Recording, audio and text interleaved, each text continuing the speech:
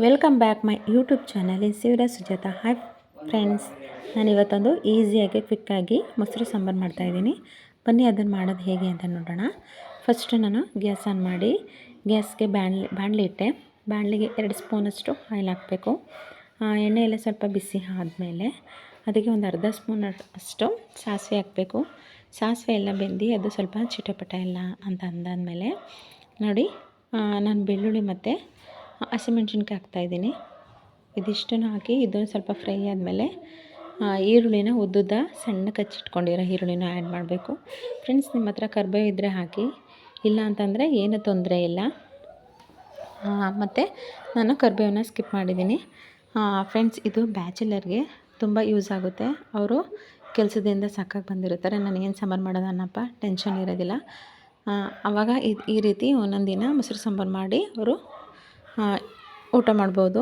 So ಇದಕ್ಕೆ ಮಾಡೋಕ್ಕೇನು ಜಾಸ್ತಿ time ಹಿಡಿಯೋದಿಲ್ಲ, ಒಂದು 10 ನಿಮಿಷ ಸಾಕು. ನೋಡಿ, ಈರುಳ್ಳಿ, ಬೆಳ್ಳುಳ್ಳಿ, ಹಸಿಮೆಣ್ಸಿನ್ಕಾಯಿ, ಕರಿಬೇವು ಮತ್ತು ಸಾಸಿವೆ, ಸಾಂಬಾರು ಸೊಪ್ಪು ಇದಿಷ್ಟಿದ್ರೆ ಸಾಕು. ಅರ್ಧ ಲೀಟ್ರನ್ನೋ ಇಲ್ಲ 1/4 ಲೀಟ್ರ್ ತಂದು ಅವ್ರು ಮಾಡಿಕೊಂಡ್ರೆ ಆಗುತ್ತೆ. ಇದೆಲ್ಲ ಹಾಕಿ ಸ್ವಲ್ಪ ಕಲರ್ ಚೇಂಜ್ ಆಗೋ ತನಕ ನಾವು ಫ್ರೈ ಮಾಡಬೇಕು. ಕಲರೆಲ್ಲ ಸ್ವಲ್ಪ ಚೇಂಜ್ ಆದಮೇಲೆ ನಾವು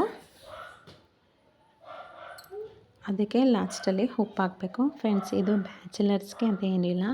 ಈಗ ನಾವು ಮಸಾಲೆ ಸಾಂಬಾರೆಲ್ಲ ಊಟ ಮಾಡಿ ನಮಗೂ ಬೋರ್ ಆಗಿರುತ್ತೆ ಅಲ್ವಾ. ಸೊ ಹಾಗಾಗಿ ಒಂದು ವಾರದಲ್ಲಿ ಒಂದು ಸಲ ನಾವು ಈ ರೀತಿ ಸಾಂಬಾರಲ್ಲಿ ಊಟ ಮಾಡಿದ್ರೆ ನಮ್ಗೆ ಆರೋಗ್ಯಕ್ಕೂ ತುಂಬ ಒಳ್ಳೆಯದು. ಮತ್ತು ಈ ರೀತಿ ಮಾಡಿದ್ರೆ ಒಂದು 10 ನಿಮಿಷ ಮಾಡಿ ನಮಗೂ ಫ್ರೀ ಆದಂಗೆ ಆಗುತ್ತೆ. ಇದಕ್ಕೆ ಈ ರೀತಿ ಸಾಂಬಾರು ಮಾಡಿಕೊಂಡು ನಾವು ಉಪ್ಪಿನಕಾಯಿ ನೆಂಚ್ಕೊಂಡು ಮತ್ತು ನಾವು ಇದು ಹಪ್ಪಳನ ಕರೆದಿಟ್ಕೊಂಡು ಅದ್ರ ಜೊತೆಗೆ ನೆಂಚ್ಕೊಂಡು ಊಟ ಮಾಡಿದ್ರೆ ತುಂಬ ಚೆನ್ನಾಗಿರುತ್ತೆ. ಸೊ ನೋಡಿ, ಇದು ಈರುಳ್ಳಿ ಎಲ್ಲ ಕಂದು ಬಣ್ಣ ಬಂದಿದೆ. ಈಗ ಬಂದಾದಮೇಲೆ ಲಾಸ್ಟಲ್ಲಿ ಉಪ್ಪಾಕಿ ಒಂದು 10 ನಿಮಿಷ ನಾವು ಗ್ಯಾಸ್ ಆಫ್ ಮಾಡಿ ಇದನ್ನ ತಣ್ಣಗಾಗಲು ಬಿಡಬೇಕು. ಇದು ತಣ್ಣಗಾಗ್ದೇ ನಾವು ಮೊಸರು ಹಾಕಿದರೆ ಅದು ಒಡೆದೋಗುತ್ತೆ. ಮೊಸರು ಚೆನ್ನಾಗಿ ಸಾಂಬಾರು ಬರೋದಿಲ್ಲ. ಈರುಳ್ಳಿ ಎಲ್ಲ ಸ್ವಲ್ಪ ಅದು ತಣ್ಣಗೆ ಆಗಬೇಕು. ಉಪ್ಪೆಲ್ಲ ಹಾಕಾದ್ಮೇಲೆ ಒಂದು 5 ನಿಮಿಷ 10 ನಿಮಿಷ ಬಿಟ್ಟರೆ ಸಾಕು, ಅದು ತಣ್ಣಗಾಗ್ಬಿಡುತ್ತೆ. ನಂತರ ನಾನು ಒಂದು ಅರ್ಧ ಲೀಟ್ರ್ ಮೊಸರು ತೊಗೊಂಡಿದ್ದೆ. ಇದು ಮಾಮೂಲಿ ಅಂಗಡಿಗಳ ಮೊಸರನ್ನೇ, ಮನೇಲಿ ಹೆಪ್ಪಾಕಿರೋದಲ್ಲ. ಅದನ್ನು ಹಾಕಿ ಅದಕ್ಕೆ ನಾನು ಮೊಸರು ತೊಗೊಂಡಿದ್ನಲ್ಲ, ಅದೇ ಲೋಟದಲ್ಲಿ 1 ಲೋಟ 1.5 ಲೋಟದಷ್ಟು ಮೊಸರು ನೀರು ಹಾಕಿದ್ದೀನಿ.